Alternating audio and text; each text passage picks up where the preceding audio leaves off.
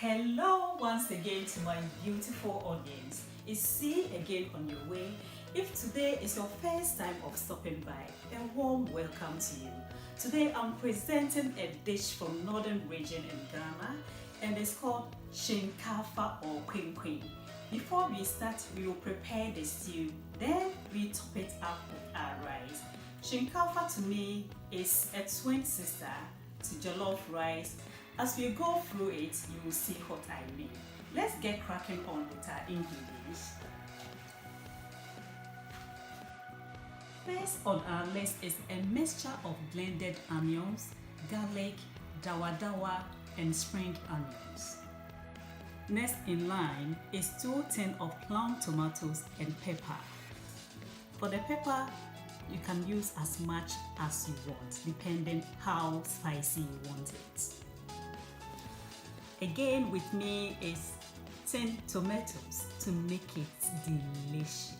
Spices is a mixture of curry powder, paprika powder, 1 maggi cube, cracked peppers which is made up of Kyinkafa, grain of Selim and anise seed. Our next ingredient is powdered shrimp, dried pepper and powdered dried fish. This stage, let's wash our hands and get cracking with the stew.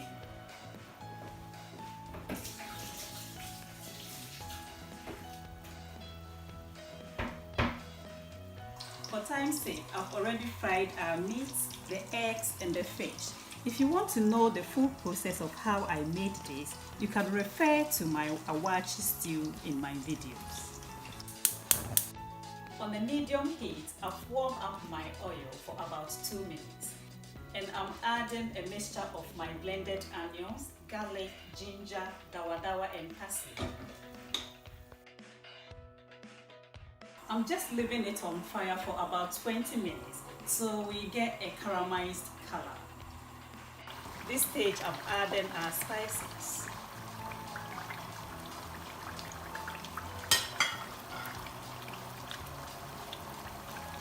That's our maggi cube.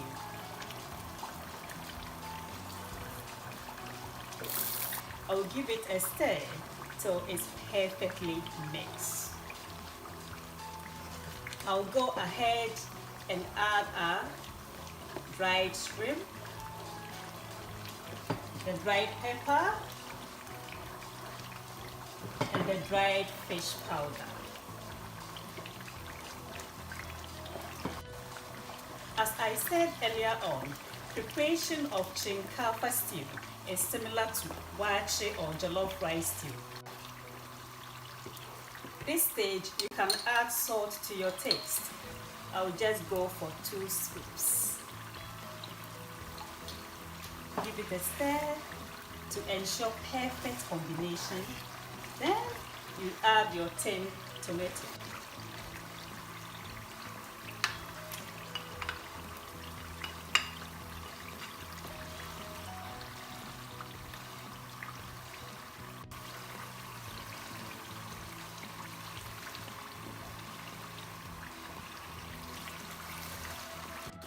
I'm adding our last ingredient, which is the mixture of 2 tin plum tomatoes and pepper. It's been blended and cooked to ensure easy cook.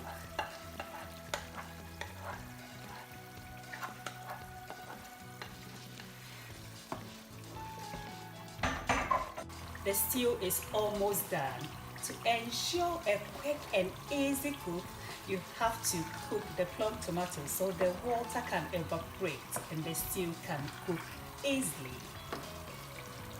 The oil is settling at the top, ensuring a perfect cook.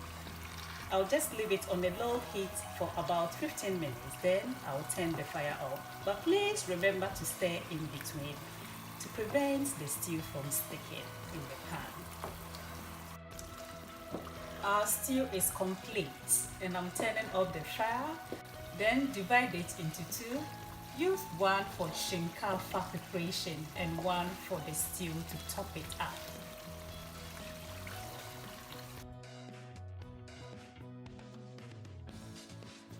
It's time for us to prepare our Chinkaafa.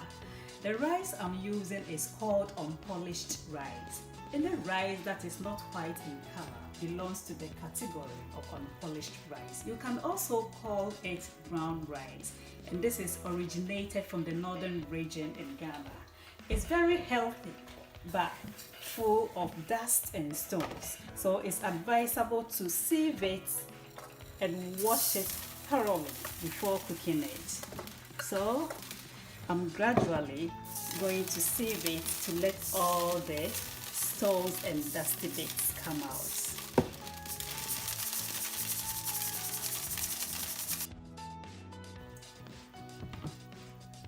As I said earlier on, see how dusty it is and the stones have sieved out of the rice. This stage is ready for us to wash the rice thoroughly. So I'm going to wash it through thoroughly so the water runs clear. And also most of the dust and the unwanted particles will come out of it.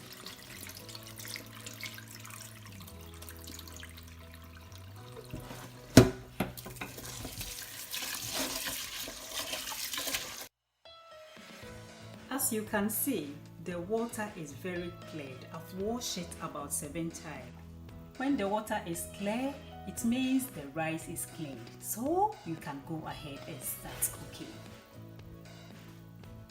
To start the rice, I'm putting in my saucepan shea butter, grain of Selim, anise seed and some cloves to diminish that unpleasant shea butter smell and also to boost up the flavors.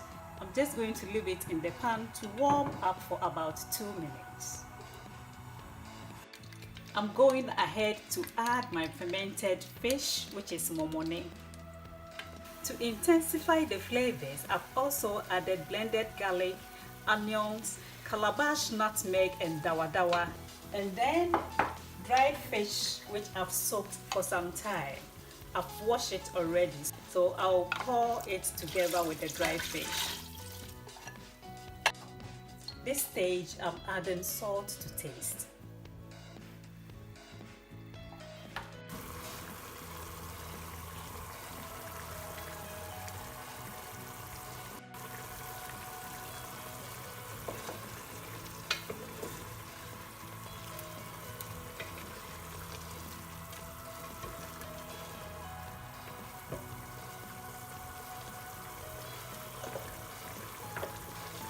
It's time for us to add our rice.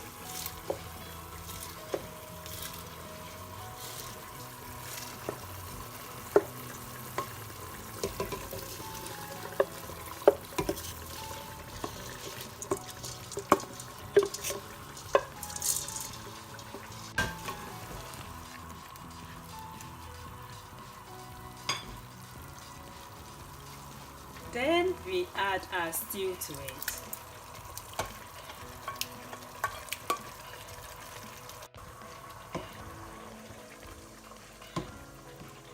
To ensure a perfect cook, I'm adding adequate amount of water into our rice. 3 centimeters above the rice will ensure a perfect cook. On a medium heat, I'm leaving the rice on fire for about 20 minutes. Please ensure to stir frequently to avoid the rice from sticking in the pan. It's been 25 minutes, and as you can see, our kwenkwen is almost done. It's left it a little bit of water to evaporate, then it's all done. So on a low heat, I'm leaving it for another 20 minutes.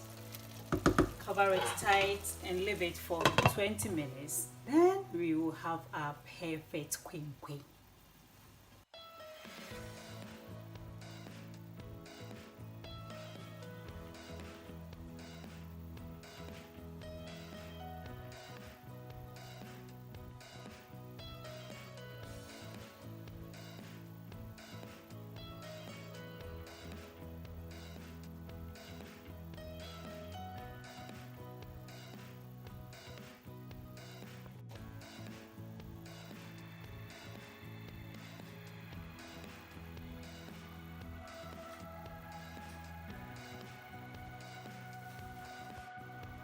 Our Kwenkwen is ready. And do you know why we call it Kwenkwen in Ghana?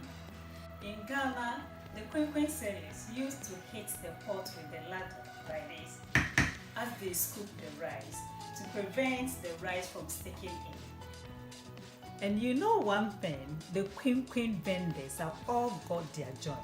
So if you hear the noise, you know they are ready for you and you have to chase them for yours.